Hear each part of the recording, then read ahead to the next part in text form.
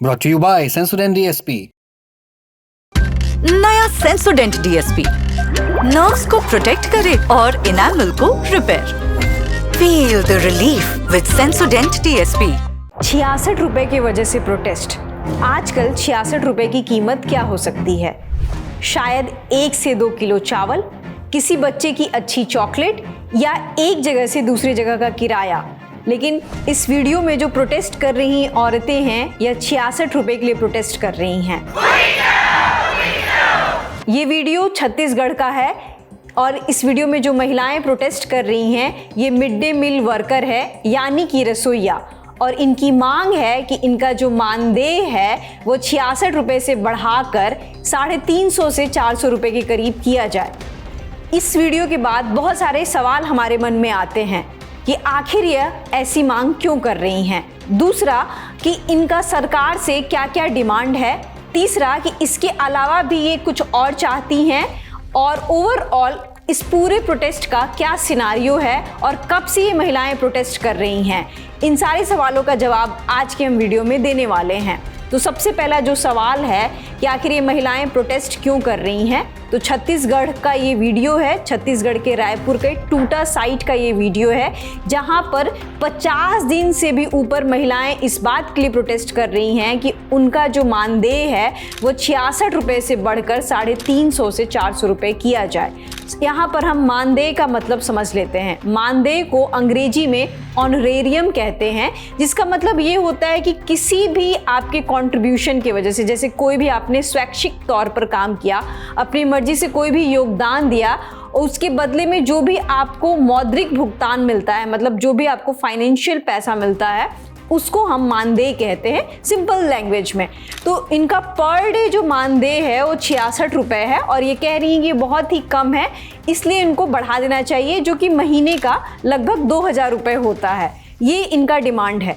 दूसरा ये है कि ये महिलाएं, इनकी संख्या कितनी है, तो हम इन सारे मुद्दों पर बात करेंगे। तो सबसे पहले हम देश भर में कितने मिड डे मील वर्कर्स हैं उन पर हम बात कर लेते हैं। तो ये गवर्नमेंट डेटा है जो कि राज्यसभा के क्वेश्चन आंसर के दौरान पब्लिक डोमेन में आया, जिसमें हम ये देखते हैं कि ओवरऑल इंडिया में 25 लाख से भी ज़्यादा मिड डे मील वर्कर्स हैं। और केवल छत्तीसगढ़ की बात करें तो छत्तीसगढ़ में 93,000 से ज़्यादा मिड डे मील वर्कर्स हैं और उसमें मुख्य रूप से महिलाएं हैं, यानी कि 76,000 से भी अधिक महिलाएं मिड डे मील वर्कर के तौर पर काम करती हैं। और वहीं हम पुरुषों की संख्या देखते हैं तो 16,000 के करीब पुरुष यहाँ पर मिड डे मील वर्कर के तौर पर काम करते हैं। तो ये प्रोटेस्ट हो रहा है। इनका ये मानना है कि बहुत सारे ऐसे स्टेट्स हैं जो 2,000 रुपये से अधिक मानदेय देते हैं। जैसे केरल है, वहाँ पर 12,000 रुपये प्रति माह महिलाओं को और जो भी वहाँ पे कुक हैं, मिड डे मील वर्कर्स हैं, उनको मिलता है। बहुत सारे स्टेट्स में 2,000 रुपये से भी कम है, जैसे बिहार में 1600 के आसपास है। तो ये ऐसा यूनिफॉर्म नियम नहीं है और ऐसा यूनिफॉर्मिटी क्यों नहीं है, इस पर भी हम बात करेंगे। तो सबसे पहले हम उस पर बात करेंगे कि इस पूरे मामले में सरकार का क्या निर्देश है कि इनको कितने पैसे मिलने चाहिए। तो हम ये देखते हैं कि पहले जो इनके मानदेय का रूल था वह था प्रति बच्चा 0.40 रुपए।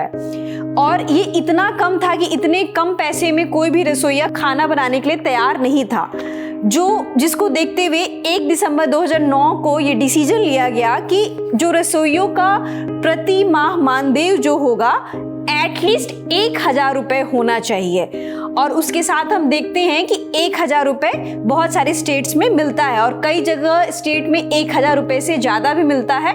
वह इसलिए मिलता है क्योंकि ये सेंट्रल स्पॉन्सर्ड स्कीम है। इसका मतलब ये है कि इसमें केंद्र सरकार का भी कंट्रीब्यूशन है और राज्य सरकार का भी कंट्रीब्यूशन है। तो कई जगह जो राज्य सरकारें हैं वह अपने रसोइयों को खुद से ज़्यादा पैसा देते हैं, इस वजह से उनका मानदेय ज़्यादा है। दूसरा, इसके रखने के नियम क्या है। तो इसके रखने के जो नियम है कि यदि किसी स्कूल में 25 छात्रों का स्ट्रेंथ है तो वहां पर एक रसोइया मतलब एक कुक कम हेल्पर रहेगा। दूसरा, अगर 26 से 100 छात्र हैं, मतलब उनका स्ट्रेंथ 26 से लेके 100 तक है, तो 2 रसोइये वहाँ पे होंगे।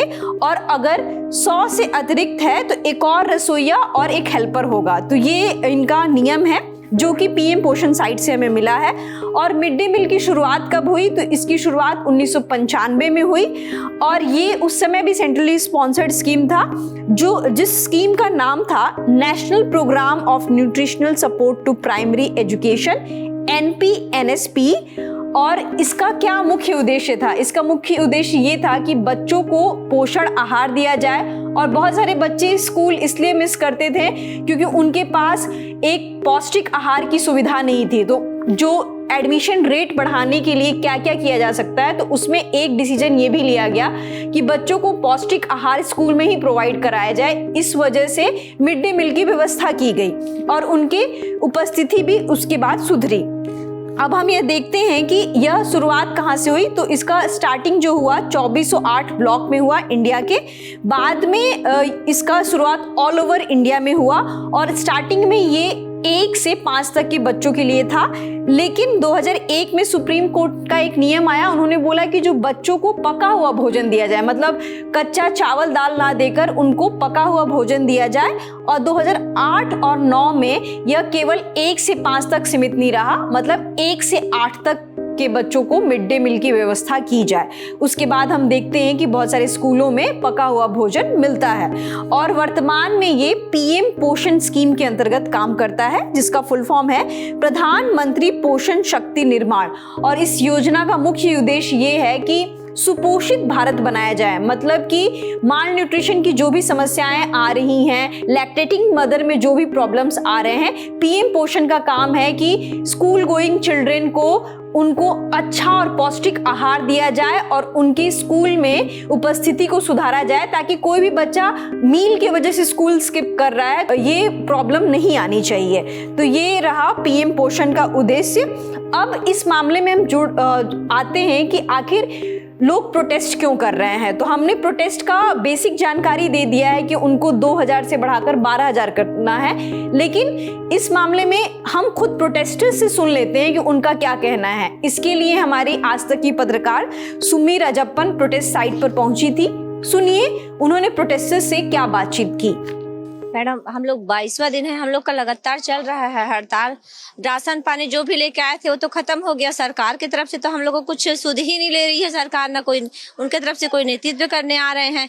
तो अब ऐसी स्थिति में हम लोग कहाँ जाएंगे? भीख मांगने ही पे सरकार हम लोग को मजबूरी कर रही है। किस तरह से आप लोग को जीवन यापन होता है? 66 रुपए कितने सालों से मिल रहे हैं? 66 रुपए कब से मिल रहे हैं आप लोगों को? हम लोग को तो 31 साल हो गया है मैडम यहाँ काम करते हुए शिक्षा विभाग में। पहले तो 15 रुपए से चालू हुआ, 15 रुपए से लेके अब तक का हम लोग का मानदेय में 66 रुपए का बढ़ोतरी हुआ है। जब आप लोग यहाँ आए तो सरकारी स्कूलों में बच्चों की थालियों पे जो खाना जा रहा है वो कौन बना रहा है? अब वहाँ जो अभी बच्चे टिफिन लेकर आ रहे हैं, वहाँ खाना जो मध्याह्न भोजन है वो पूरी तरह ढप है, उसमें कोई जगह खाना नहीं बना रहे हैं। कहीं कहीं मास्टर अपने बचाव के लिए वहाँ रिपोर्ट भेज रहे हैं कि यहाँ मध्याह्न भोजन संचालित हो रहे हैं बोल के, लेकिन पूरे प्रदेश में कोई भी स्कूल में मध्याह्न भोजन संचालित नहीं हो रहा है। इस मामले में हमने छत्तीसगढ़ रसोइया समूह के अध्यक्ष रामराज कश्यप से भी बात की। सुनिए उन्होंने क्या क्या अपनी मांगे गिनाई और क्या क्या समस्याएं प्रोटेस्ट साइट पर आ रही है, उन्होंने क्या कहा। धरना प्रदर्शन पर बैठे हैं, लेकिन 53 दिन होने के बावजूद भी आज तक सरकार ने किसी भी प्रकार का हम लोगों के बारे में शुद्ध नहीं लिया है, ना देखने के लिए आया है, ना पूछने के लिए। हम लोगों ने आज 53 दिन तक यहाँ भूखे प्यासे बैठे हैं, मजबूर हैं हम भूखे प्यासे रहने के लिए। फिर भी आज रसोइया का हिम्मत नहीं टूट चुका है और एक उम्मीद जगा हुआ है कि हम लोगों को कलेक्टर दर पर मानदेय दिया जाए बोल के।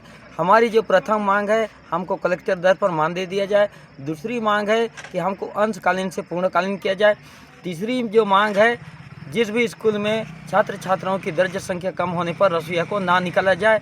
चौथी मांग है कि रसोइया के ऊपर में झूठा FIR दर्ज लगाया गया है, उसको तुरंत बहाल किया जाए। ये 4 सूत्री मांग को लेकर आज तक हम लोगों ने 53 दिन तक बैठे हैं और इस दरमियान में हमारे आए दिन हमारे रसोइया साथियों ने बीमार पड़ते आ रहे हैं। अभी भी लगातार 2 से 4 दिन के पहले कम से कम 10 मरीज को वहाँ हॉस्पिटल में एडमिट कराए हैं, वो अभी तक वो लोग भी आराम नहीं हुए हैं।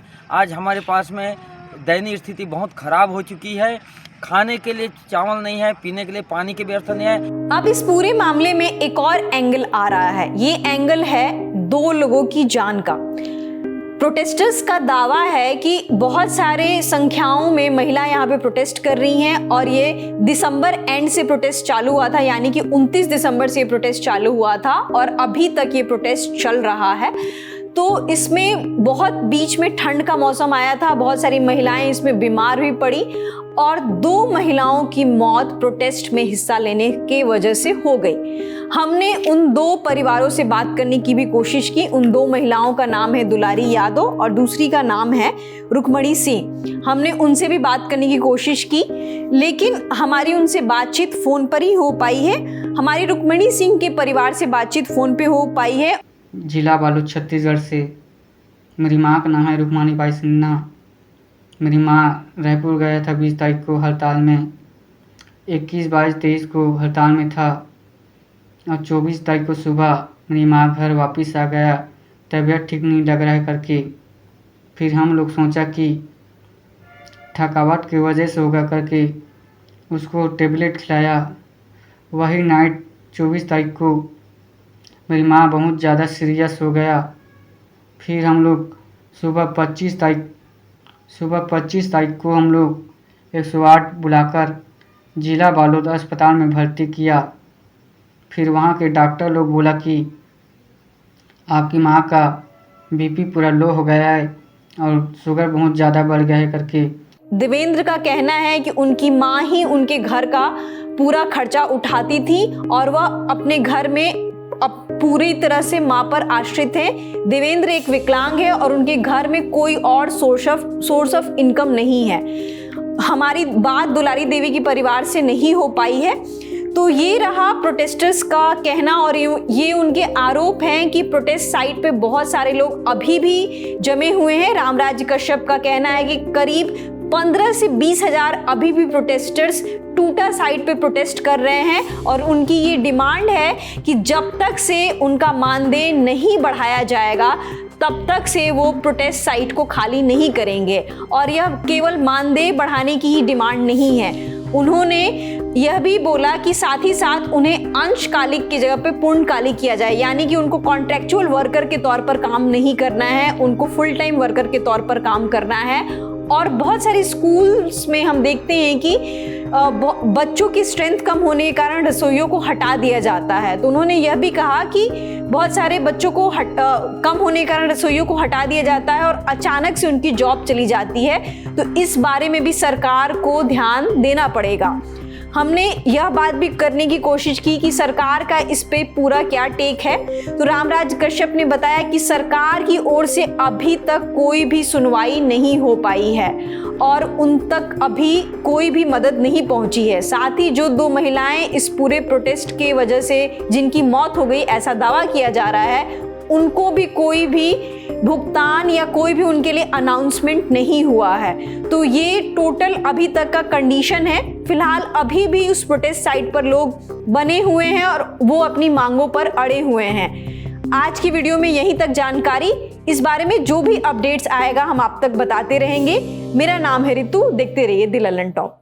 अगर 22 फरवरी को आप लखनऊ में ना यूपी में कहीं भी हैं तो घर पर बैठना बिल्कुल मना है, क्योंकि 22 फरवरी को आपके शहर में होने जा रहा है ललन टॉप यूपी अड्डा, जहां आएंगे आपके फेवरेट स्टार्स। बिना लाग लपेट के होंगी बहुत सारी बातें, बटेंगे ललन टॉप के गुलाबी तकिए और माहौल होगा फुल्ली चार्ज्ड। अब अगर आपको इवेंट के बाद बढ़िया बढ़िया रील्स देखते हुए यार जाना चाहिए था वाला फोमो नहीं चाहिए, तो 22 फरवरी को अपने सारे काम धाम छोड़िए और तशरीफ लाइए जुपिटर हॉल, इंदिरा गांधी प्रतिष्ठान, लखनऊ में। एंट्री सुबह 11 बजे से, रजिस्ट्रेशन बिल्कुल फ्री, एंट्री भी फ्री, मगर वाइब प्रीमियम, मौज की गारंटी हमारी। बस जाइए thelalantop.com पर, बैनर पर कीजिए क्लिक और अभी कीजिए रजिस्ट्रेशन। तो मुस्कुराते हुए मिलते हैं लखनऊ में।